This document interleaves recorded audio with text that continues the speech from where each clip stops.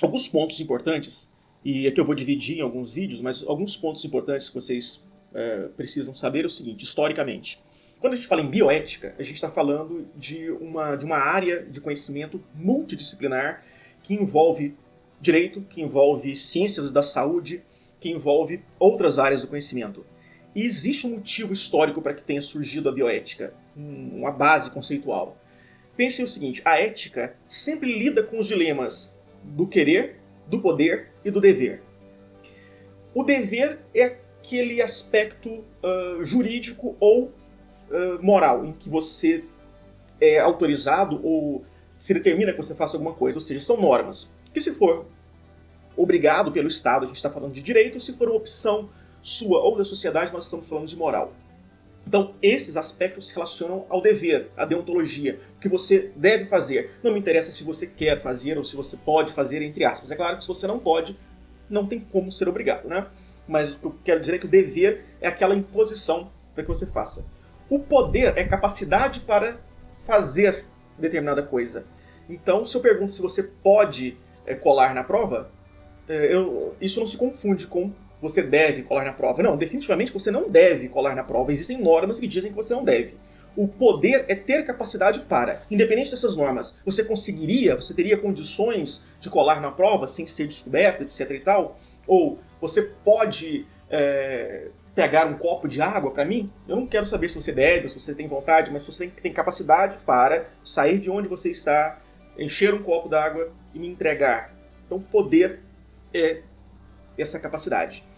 E o querer se relaciona ao desejo e à vontade. Sendo que o desejo é instintivo, aquilo que você faz ou gostaria de fazer porque os seus instintos mandam, por exemplo, dormir, comer. E a vontade, e a gente falava semana passada sobre Kant, a vontade é racional. É aquele julgamento que você aplica sobre você mesmo. Você deseja comer um chocolate, mas você tem vontade de comer? Eu, falando por mim, eu preciso perder peso. Então, várias vezes eu tenho desejo de fazer coisas, de comer coisas, chocolate ou coisas extremamente calóricas. A minha vontade é não comer, porque eu quero perder peso, porque eu quero, enfim, alguma saúde, melhora na saúde. Então a vontade é racional, a vontade se relaciona àquela autonomia kantiana. O que o Kant chama de autonomia e heteronomia? A autonomia é aquilo que você faz a partir da sua própria razão. Você se determina a algo e a sua racionalidade te impulsiona a fazer aquilo. E o desejo é instintivo. Enfim, a ética então se relaciona ao dever, ao querer e ao poder. Pensa do ponto de vista de um cientista. Você confia que um cientista queira fazer o bem para a humanidade e, para isso, ele jamais colocaria em risco pessoas, ele jamais violaria normas? Não, você não pode confiar nisso. E agora, um ponto importante para a bioética. Olha o que os nazistas fizeram, olha o que a ciência fez durante o Holocausto. Utilizou seres humanos em vários momentos para experimentos científicos. O cientista tinha vontade? O Mengele, por exemplo, tinha vontade de fazer isso? Tinha. Ele tinha... Suponho eu que tivesse, né? Ele tinha o dever de fazer isso? Bom, legalmente existia essa condição, podemos dizer. E ele poderia fazer, tinha capacidade para? Bom, ele fez, portanto, tinha. O problema, então, é esse. A única coisa que regulamenta o desenvolvimento científico é o dever.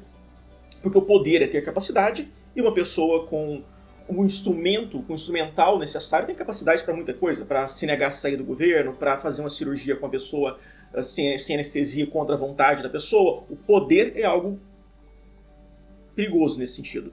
E a vontade não tem como você determinar. Por isso, o que a gente quer na bioética é o estabelecimento de uma deontologia, de uma normatização que deva ser seguida por todas as pessoas, se possível, com certeza pelos profissionais de saúde e outros profissionais, inclusive o profissional do direito. Ok? Então, a bioética surge, e a gente vai discutir isso daqui a pouquinho, um pouco melhor, como uma ligação, uma ponte entre o dever e a ética, quer dizer, isso de um lado, dever e ética, e do outro lado da ponte, a ciência, a tecnologia.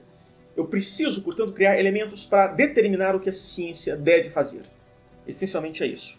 Porque A bomba atômica foi um grande avanço tecnológico que pôde ser instituído contra a população japonesa.